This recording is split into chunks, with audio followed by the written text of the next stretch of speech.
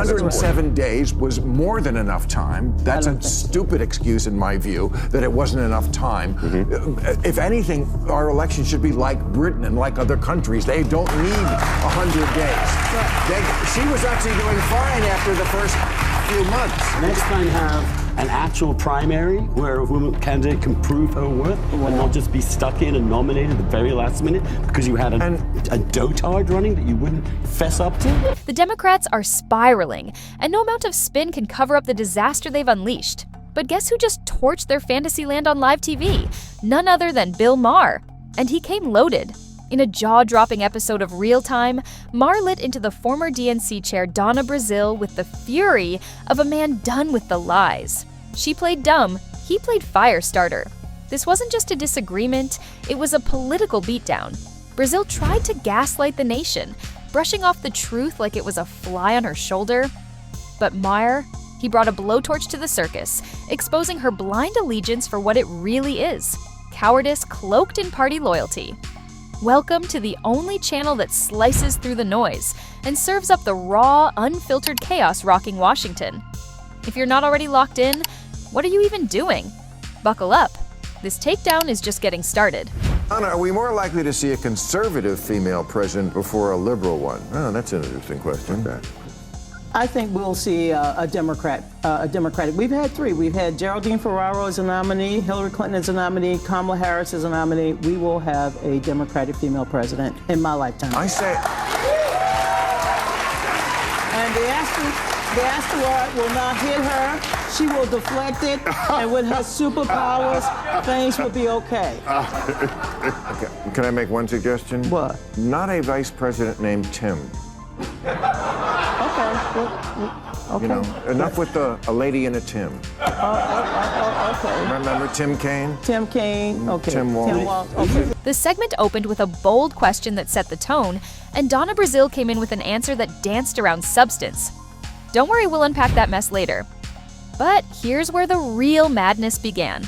Donna wasted no time lumping Kamala Harris in with political powerhouses like Hillary Clinton and Geraldine Ferraro, as if no one would notice the stretch. Say what you want about Hillary, but the woman had command. Ferraro, she walked into every room with gravitas. Kamala, that's a PR campaign, not a presidential resume. And it wasn't just me raising an eyebrow. The rest of the panel looked like they just witnessed a historical rewrite in real time. They pushed back hard, and rightfully so. Donna tried to rewrite the legacy script, but the room wasn't buying the fiction. Interesting how many global women leaders have come from the right.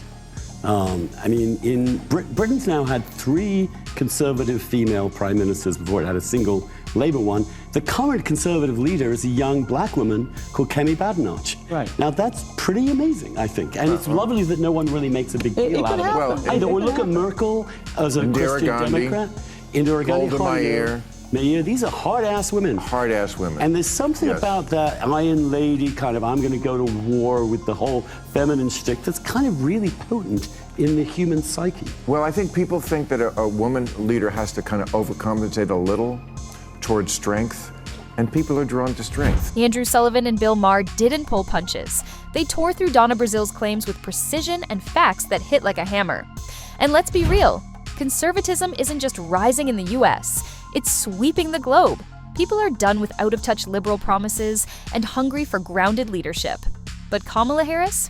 Her downfall isn't about party politics. It's about something far more personal. And we're about to dig into exactly why she failed to connect. Next time have an actual primary where a woman candidate can prove her worth and not just be stuck in and nominated at the very last minute because you had a dotard running that you wouldn't fess up to? Well, first of all, isn't the DNC responsible for that? That's not fair. First of all, we had a primary. I don't know, but it doesn't sound good. Joe and Kamala did win enough delegates. 14 million people participated in it, and we should not disenfranchise those Americans. I wouldn't go so far as to call Kamala Harris a dotard, but let's not sugarcoat it. Her performance, both in the White House and on the campaign trail, was riddled with awkward missteps and bizarre outbursts of laughter that landed like a punchline to a joke no one told. She ducked real questions with rambling, directionless answers and delivered some of the most painfully incoherent sound bites in modern politics. Instead of owning the moment with clarity or conviction, she often looked lost in her own script, like even she wasn't sure what she was trying to say. And when you're one breath away from the Oval Office, that's not just awkward, it's dangerous. But here comes the delusion train. Rather than face the truth, Democrats leaned hard into excuses, blaming her flop on a supposed lack of time. Only 107 days to campaign, they cry, as if that erases the fact that every time she did speak, the message was a mess. Let's be real, this wasn't a time crunch, it was a credibility crash.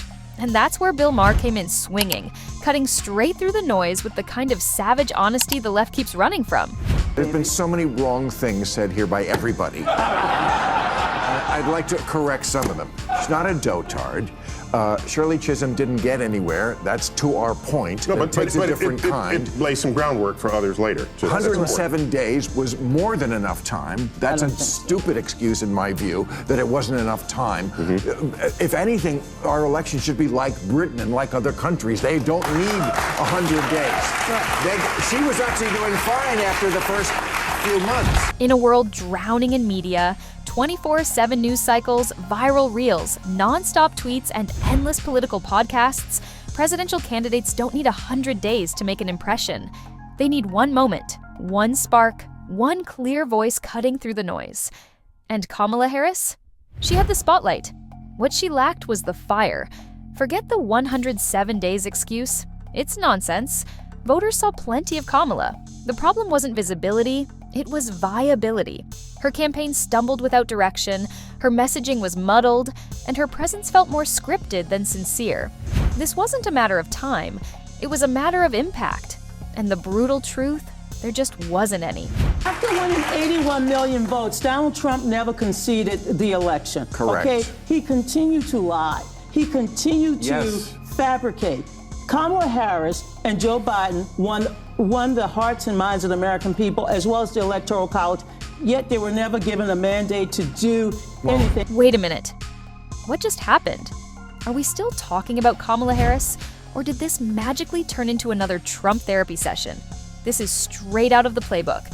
The second the conversation gets uncomfortable, boom, they drag in Trump like he's some political life raft. It's the go-to dodge. Can't defend Harris? Just yell Trump loud enough and hope no one notices the argument collapsing. It's not a rebuttal, it's a distraction. A tired, transparent pivot because they know they can't prop up Kamala without smoke and mirrors. Anyway, enough with the misdirection. Let's stay on track. Roll the tape. This takedown isn't over. Kamala Harris had to step up. Now, what other Democrat could have stepped up in that period of time? We're not arguing about that. All right, We're well, arguing the then. campaign she ran. They asked her what she would do differently. She said, I can't think of anything. That's terrible. How do we trust a party that was telling us with a straight face that Joe Biden could be president for 4 more years without any problem whatsoever? That's what the Democrats were telling us. It was a massive lie. We saw through it. Everyone saw through it. Donna Brazile tried her usual sidestep. But this time, Bill Maher wasn't playing along. The topic was Kamala's weak, aimless campaign. But instead of addressing that, Donna tried to spin it into a tribute to Harris's bravery for stepping up.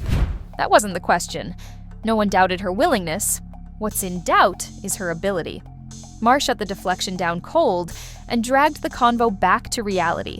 Classic dodge, classic takedown, and then, just when you thought it couldn't get weirder, it did. What does the panel think of Ellen leaving the country? Oh, this I find so fascinating because first Ellen is canceled by the left. I mean, she said I was kicked out of show business. That wasn't from the right. That was because she had a toxic workplace and all the things that the people are. So then Trump so she's canceled by the left in her country, but then she's leaving the country because the right got elected. I'm just asking about that. It doesn't completely compute, right? Did she sell her house? Do you think she's really going to leave? Yes, she's already there. Where? And she announced it. England. Cotswold, England. Yeah. Yeah. I don't know. I know. I've met her mother, and I don't think she would have agreed with that. The mother is very down to earth. Her mother. She's always lived in LA, right? Yes. And now she's in the Cotswolds. Yeah. I give it like 4 months. The Ellen DeGeneres saga is a textbook case of the left devouring its own and still expecting loyalty in return. After being publicly dragged by her own ideological allies over toxic workplace claims, you'd think Ellen might reconsider where her loyalties lie. But nope, she stayed tethered to the very crowd that turned on her. Why? Because for many like her, the left isn't just politics, it's identity, validation, and belonging. Even when that tribe humiliates them, cancels them, or strips them of nuance, they cling tighter. It's not about truth, it's about staying inside the echo chamber. They'd rather sink with the ship than admit the water's rising, and that's the core issue. Loyalty is demanded, reflection is forbidden, and stepping out of line, instant punishment. Accountability doesn't live here. Obedience does. What does the panel make of the reaction to Trump suggesting we should reopen Alcatraz as a federal prison? No. No. I will say, two of the best movies of all time are Escape from Alcatraz and The Rock. Great movies. I know, but we shouldn't make policy from watching TV, should we? I mean, it's plain that he was. I mean, it's Isn't not that often what happens?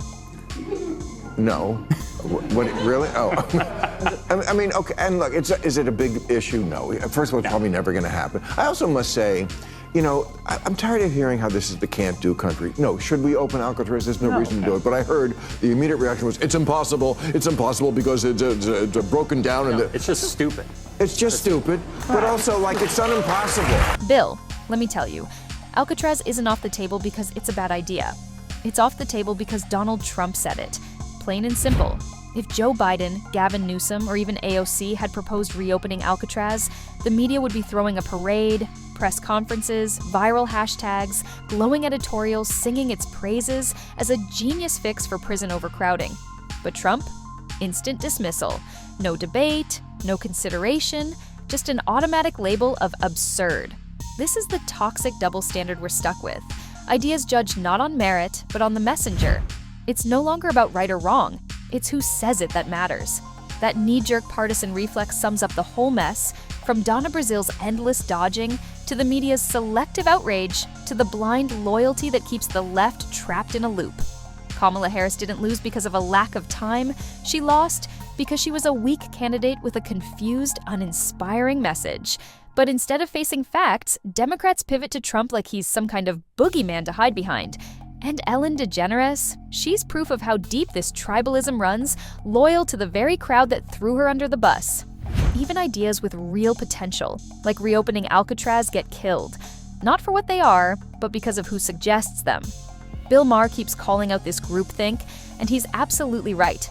Until the left learns to hold itself accountable and judge ideas by their substance, not party lines, they're doomed to repeat these mistakes. The echo chamber feels cozy, but it's a trap.